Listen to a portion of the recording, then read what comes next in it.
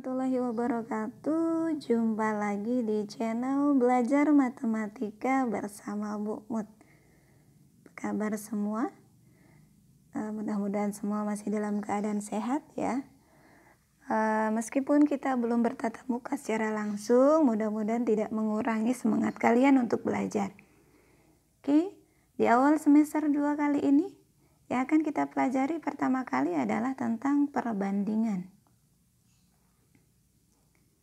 Kompetensi dasarnya sebagai berikut.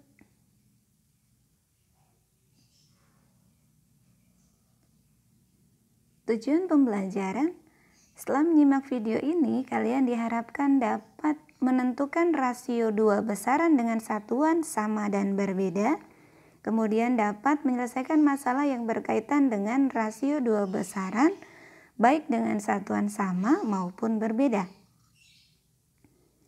Di SD, kalian sudah belajar tentang perbandingan. Masih ingat?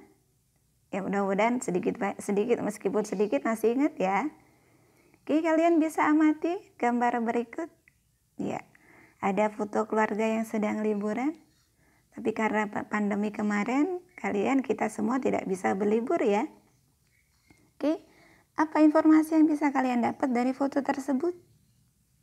Tentang jumlah laki-laki dan perempuan misal? Ya, dari foto tersebut kita bisa peroleh informasi bahwa ada 9 laki-laki dan 7 perempuan yang ada di foto. Nah, dari jumlah itu kita bisa buat perbandingan antara banyak laki-laki dengan perempuan. Yang pertama, perbandingan banyak laki-laki dan perempuan di foto adalah 9 berbanding 7. 9 laki-laki berbanding 7 perempuan, atau bisa kita tuliskan dengan 9 berbanding 7. Yang kedua, 7 dari 16 orang yang ada di foto adalah perempuan. Ya, semuanya ada 16, sedangkan yang 7 adalah perempuan. Atau misal 9 dari 16 orang yang ada di foto adalah laki-laki. Kemudian yang ketiga, banyak laki-laki di dalam foto adalah 2 lebih banyak daripada perempuan. Selisihnya ada 2. Yang laki-laki lebih banyak 2 daripada perempuan. Oke, bisa dipahami pernyataannya ya. Nah, contoh selanjutnya.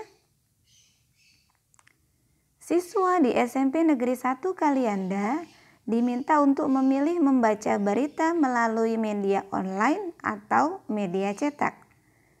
Dari 150 siswa yang disurvei, ternyata ada 100 siswa memilih media online dan 50 siswa memilih media cetak.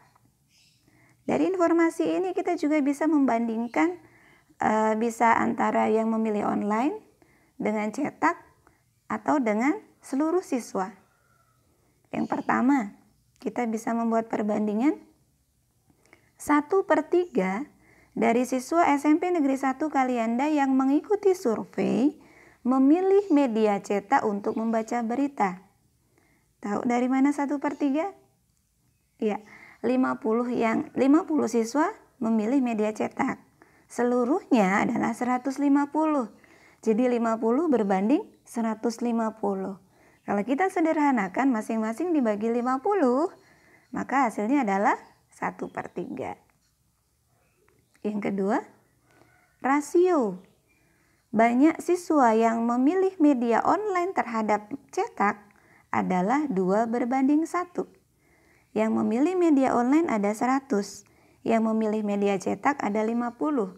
100 berbanding 50, kalau kita sederhanakan masing-masing dibagi 50 adalah 2 berbanding 1. Selanjutnya yang ketiga, 1 dari 3 siswa memilih media cetak. Nah, kita bisa ambil dari pernyataan yang pertama tadi, 1/3 dari siswa SMP Negeri 1 Kalianda memilih media cetak. Ya, jadi 1 dari 3 siswa memilih media cetak. Kemudian banyak siswa yang memilih membaca online adalah 50 lebih banyak dari siswa yang membaca berita melalui media cetak. Ya, selisihnya antara yang membaca online dengan membaca media cetak adalah 50. Ya, 100 dikurang 50. Oke ya. Kemudian yang terakhir, banyak siswa yang membaca online 2 kali lipat dari siswa yang membaca melalui media cetak. Yang online 100, yang cetak 50. 50 dikali 2, 100. Jadi yang online 2 kali lipat daripada yang media cetak. Oke, bisa dipahami ya?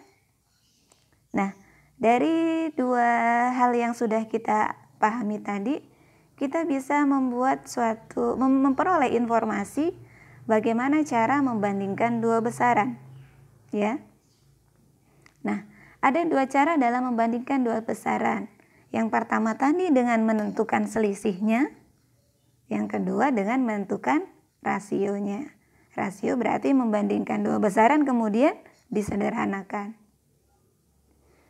Nah, pernyataan dua rasio yang sama atau ekuivalen nantinya disebut dengan proporsi. Nah, dari rasio ada 3 cara dalam menyatakan rasio. Yang pertama dengan pecahan. Misalnya 2/3. Kalau tadi dicontoh 1/3. Kemudian dengan dua bilangan yang dipisahkan oleh titik 2. Misalnya 2/3. Kalau tadi dicontoh 2/1 atau 9/7. Kemudian yang ketiga, dua bilangan dipisahkan oleh kata dari. Misalnya 2/3. Di contoh yang online tadi dengan cetak adalah 1/3. Siswa lebih membaca media cetak. Oke, bisa dipahami ya. Bagaimana kalau satuannya tidak sama? Misalkan, Ita dan Doni adalah teman sekelas. Rumah Ita berjarak sekitar 500 meter dari sekolah, sedangkan rumah Doni berjarak sekitar 1,5 km dari sekolah. Berapakah perbandingan jarak rumah Ita dan rumah Doni dari sekolah? Dari soal tersebut kita bisa dapat informasi tentang jarak rumah Ita dengan jarak rumah Doni. Oke, kita coba selesaikan. Jarak rumah Ita ke sekolah adalah 500 meter. Sedangkan jarak rumah Doni ke sekolah adalah 1,5 km. Apa yang bisa kalian amati di situ? Iya, satuannya berbeda. Kalau satuannya berbeda belum bisa kita bandingkan langsung. Jadi kita ubah dulu satuannya sehingga satuannya sama. Nah, 1,5 km kita ubah ke meter. Menjadi 1.500 meter. Ingat 1 km adalah 1.000 meter. Nah, setelah satuannya sama baru kita bandingkan. Perbandingan jarak rumah Ita terhadap rumah Doni dari sekolah, rumah Ita tadi 500, rumah Doni adalah 1.500. Masing-masing dibagi 500 menjadi 1/3 atau 1/3. Nah, kalau kita balik, kalau ini kan Ita terhadap Doni. Nah, kalau kita balik perbandingan jarak rumah Doni terhadap rumah Ita adalah 1.500 berbanding 500. Nah, kalau kita sederhanakan dibagi 500 menjadi 3/1 atau 3/1. Bisa kita tarik kesimpulan bahwa jarak rumah Doni adalah 3 kali lipat dari jarak rumah Ita. Bisa ya? Contoh selanjutnya. Nah, siapa yang hobi bersepeda? Ya, akhir-akhir ini lagi booming ya, bersepeda. Agung bersepeda di lintasan yang berbeda. Terkadang melintasi jalan yang naik, terkadang melintasi jalan yang menurun, ada kalanya dia melintasi jalan yang datar. Agung berhenti 3 kali untuk mencatat waktu dan jarak yang telah ditempuhnya setelah melewati 3 lintasan. Nah, di pemberhentian pertama, Agung telah melintasi 8 km dengan waktu 20 menit. Di pemberhentian kedua, 12 km dengan waktu 24 menit. Dan di pemberhentian yang ketiga dia mencatat waktu 40 menit untuk 24 km. Nah, pada lintasan yang manakah Agung mengendarai sepeda dengan cepat? Dan pada lintasan manakah Agung mengendarai sepeda dengan lambat? Ya, di sini ada dua satuan yang digunakan, yaitu kilometer dengan menit. Nah, untuk lebih mudah membandingkannya, kita bisa menyamakan satuannya. Kalau kilometer dengan menit, berarti kita ubah menjadi kecepatan. Oke, kita coba selesaikan. Di lintasan pertama, Agung menempuh 8 km dalam waktu 20 menit. Ingat, kecepatan itu adalah perbandingan antara jarak dengan waktu, berarti jarak dibagi waktu.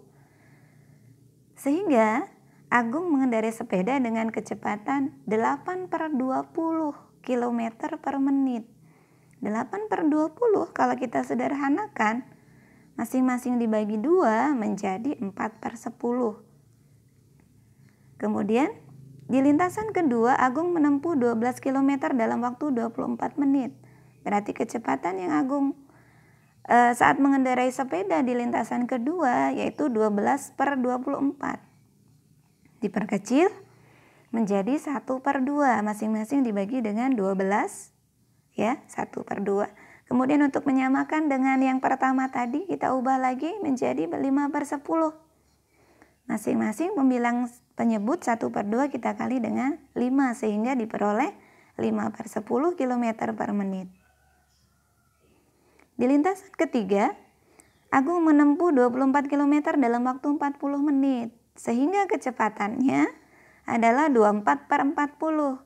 Kita sederhanakan, dibagi 4 menjadi 6/10. Ya, sudah sama ya satuannya dan penyebutnya. Di lintasan pertama 4/10, di lintasan kedua 5/10, di lintasan ketiga 6/10.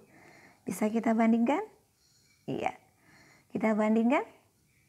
Karena 4/10 lebih kecil dari 5/10 dan 5/10 lebih kecil dari 6/10, maka dapat disimpulkan bahwa Agung mengendarai sepeda paling cepat saat berada di lintasan ketiga, ya, dan paling lambat saat di lintasan pertama.